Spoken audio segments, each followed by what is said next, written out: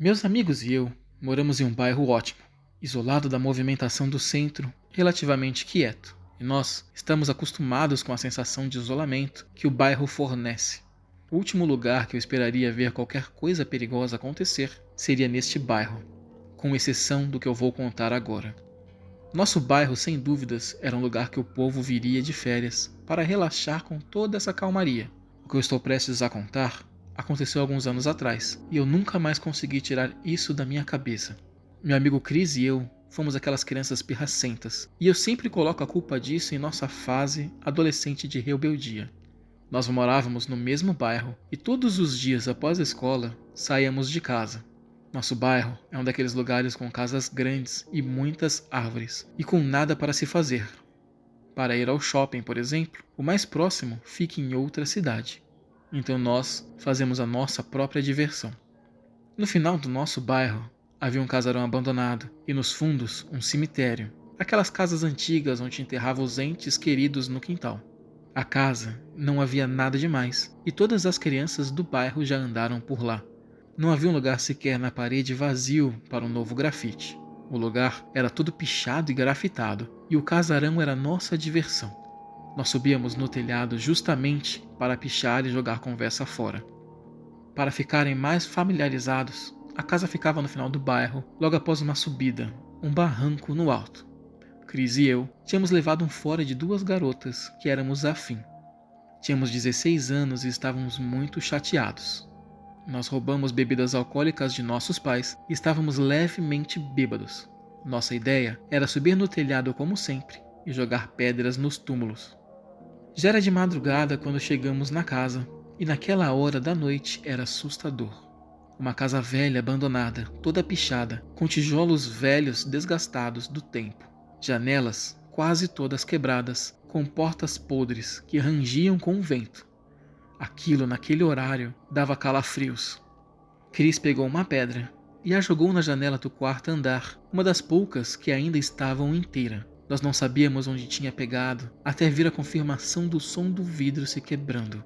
Eu pego uma pedra também, e faço o mesmo, dando risada, e a pedra quebra uma janela do segundo andar. Quando o Chris me desafia a tirar uma pedra na última janela do casarão, a janela do sótão. Ela era alta demais, mas eu aceitei na hora, e tentei 5 vezes, errando todas, e desistindo com um suspiro. Até que Chris pega uma pedra e dá um grito bem alto, e a joga, acertando a janela do sótão, em um estrondo satisfatório. Nós ficamos alguns segundos em silêncio quando Chris pega outra pedra e antes que ele jogue, uma pedra mediana voa da janela do sótão, de dentro para fora, e cai quase em nossos pés. E era a mesma pedra que Chris havia jogado. Era tarde demais para ter crianças brincando na casa, mas naquele momento não conseguíamos pensar em outra resposta para aquilo, a não ser crianças arremessando a pedra de volta. Pensamos que poderia ser um grupo de adolescentes que tentavam nos assustar devido ao horário, e Chris e eu combinamos que os assustaríamos antes. Caminhamos lentamente até a entrada da casa e ficamos sob uma escada agachados.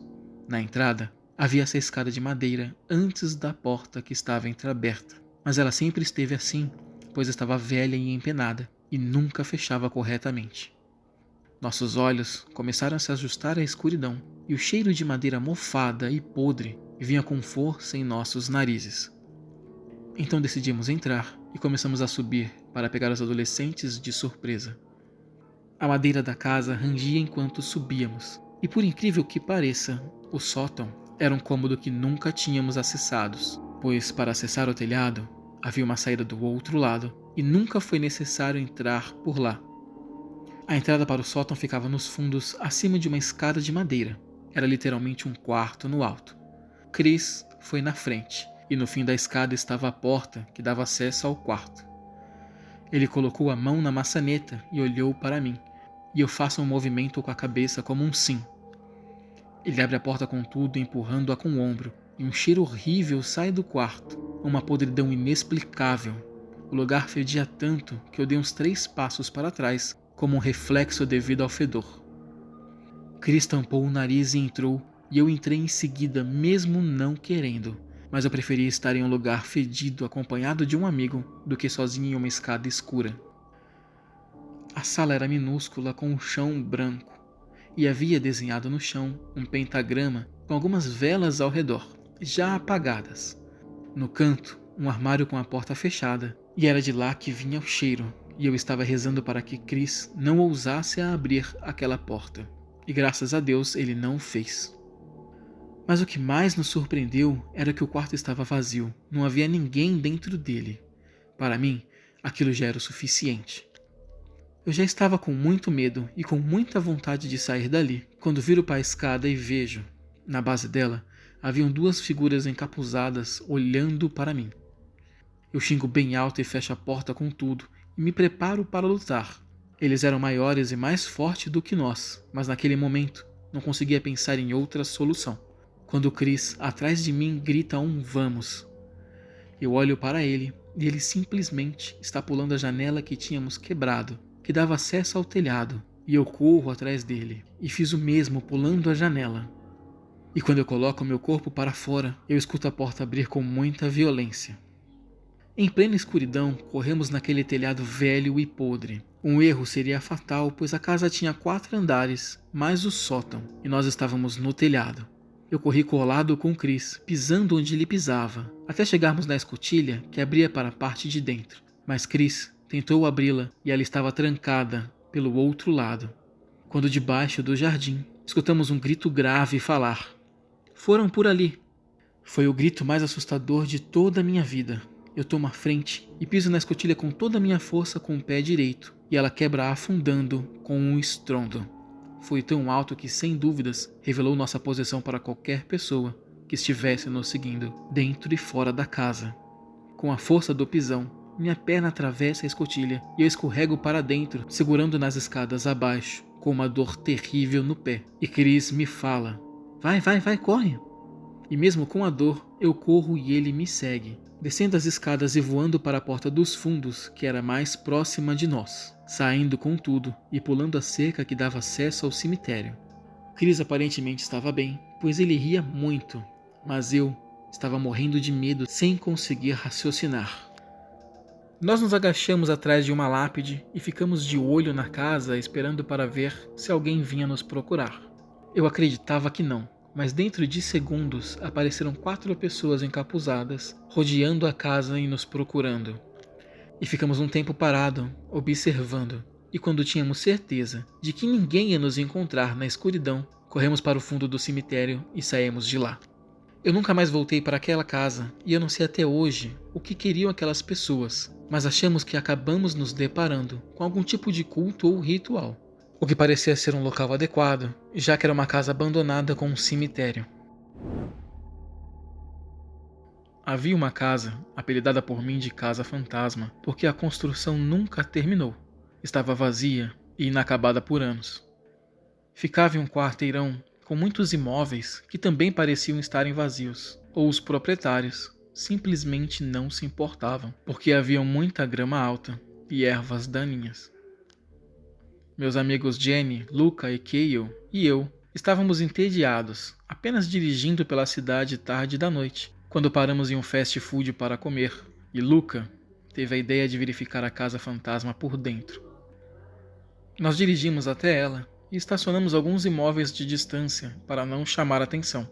Só tinha uma luz acesa na rua e o resto estava escuro, e muitas das casas não tinham iluminação.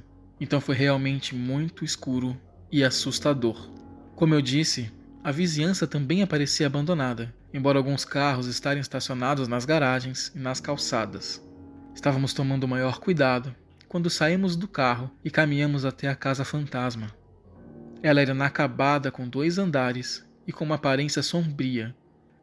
Tivemos que descobrir uma maneira de entrar, e é claro que tentamos a porta da frente e estava trancada. Então andamos ao redor da casa, tentando cada janela, até que uma delas deslizou e abriu. Jenny era menor, então ela subiu pela janela e depois foi para a porta dos fundos para destrancá-la para nós. O lugar cheirava a uma mistura de madeira e algum tipo de gato podre com cheiro de mofo e mijo. O primeiro andar estava muito mais acabado do que eu esperava e estava muito mais bonito, com muitos quartos. mas não havia móveis. Nós meio que nos separamos, indo em direções diferentes. Eu subi as escadas para o segundo andar, e o andar de cima era um pouco mais inacabado, com tubulações de energia expostas na parede. Em algumas, apenas tinham estruturas sem acabamento. Eu vi um farfalhar vindo lá de baixo, e era o som dos meus amigos, fazendo barulhos altos. Então eu comecei descendo as escadas, que faziam um ruído assustador. Eu encontrei Jenny no fundo das escadas, e que me perguntou o que tinha lá em cima. E eu disse que o lugar estava inacabado, e ele então começou a subir, e eu fui atrás do porão. Eu encontrei sob as escadas uma porta de madeira, que ao abrir, aquele cheiro forte de mijo de gato, podre, veio com tudo, como um tapa na cara. Coloquei a camiseta sobre o nariz e desci. O porão estava em um estado muito velho e destruído. O piso estava manchado com uma cor enferrujada que lembrava sangue. O lugar estava quase vazio, mas no canto, à direita, havia uma cadeira e uma mesinha de madeira com um livro em cima. E era a Bíblia. Ouvi passos descendo as escadas e falei baixo, mas não o suficiente para ser um sussurro. Venha ver isso aqui. Sem respostas, eu olho para a escada e não tinha ninguém. Então eu falo: quem está aí? Quando eu olho no canto do porão e vejo uma garota. Não era Jane ou Cale, era uma garota aleatória com cabelos longos e bagunçados olhando para mim. Em seguida, ouvi uma das meninas gritando no andar de cima, seguido por Luca, chamando meu nome e dizendo: vamos sair daqui. As únicas palavras que eu consegui falar foram: vamos. Eu subi as escadas correndo e vi meus amigos correndo pela porta dos fundos. Eu não tinha ideia do que eles tinham visto, mas eu estava bem atrás deles. Corremos de volta para a frente da casa, em direção ao carro, e não paramos até entrarmos nele. E eu pergunto: o que foi que vocês viram? Todos estavam berrando e falando ao mesmo tempo, até que uma das meninas conseguiu explicar. Eles viram 2 homens em pé em um dos quartos no primeiro andar, com roupas pretas e alguns objetos no chão, que eles não conseguiram identificar.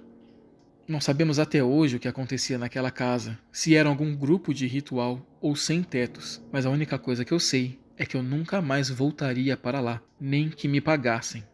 Atualmente, eu não moro mais na cidade, mas ainda é possível ver a casa no Google Maps, e ela nunca foi finalizada.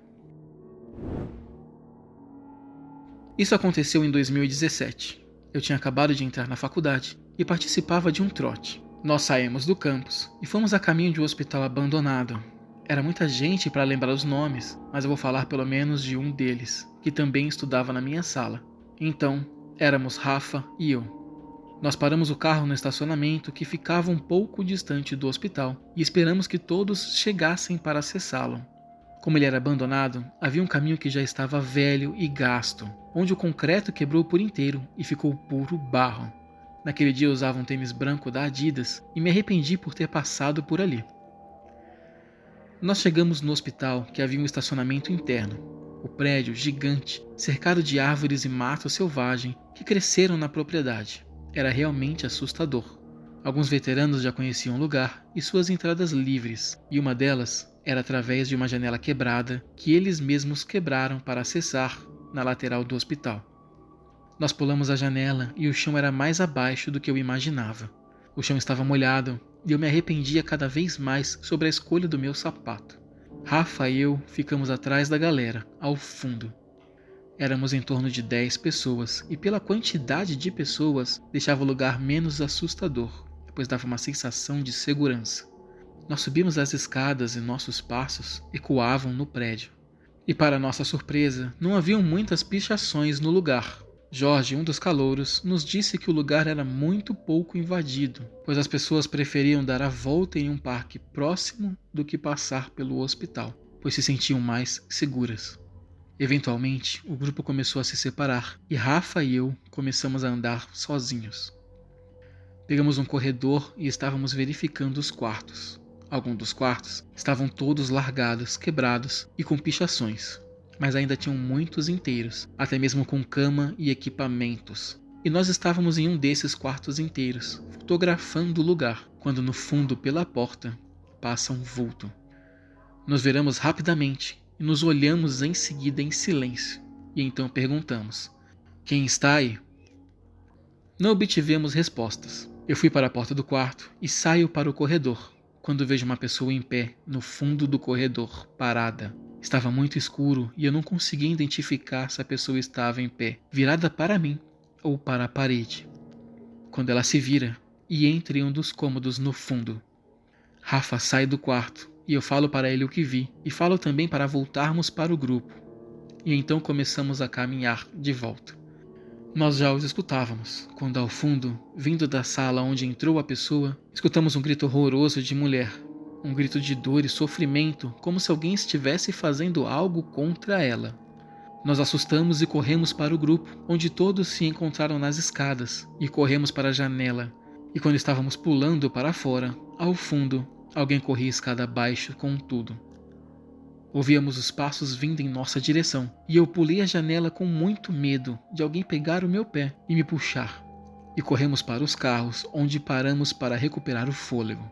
E então eu conto que no corredor onde estávamos, tínhamos visto uma pessoa, e era de lá que vinham os gritos. Nós saímos do hospital o mais rápido possível, e eu liguei para a polícia relatando o ocorrido em uma ligação anônima. Eu não sei o que aconteceu por ali, mas eu espero que esteja tudo bem.